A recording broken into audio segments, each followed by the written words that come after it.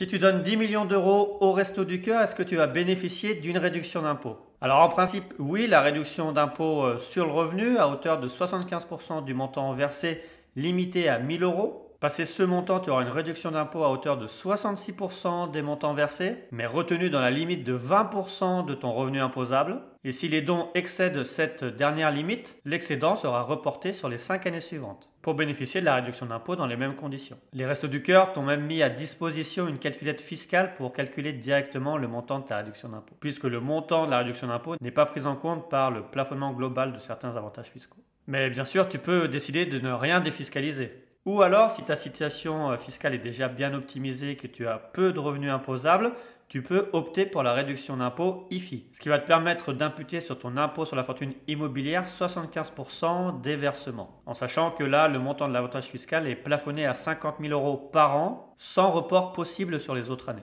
Mais si tu as une société, voire une financière, parce que oui, tu as une financière, tu peux également faire un don via cette structure. Et ce don ne sera pas déductible de ton impôt, mais ouvrira le droit à une réduction d'impôt qui s'élève à 60% du montant des versements. Et si la fraction des versements excède 2 millions d'euros, la réduction d'impôt s'élève à 40%. Tout en sachant que pour les organismes type Restos du Cœur, on a un seul taux qui s'applique, le taux de 60%.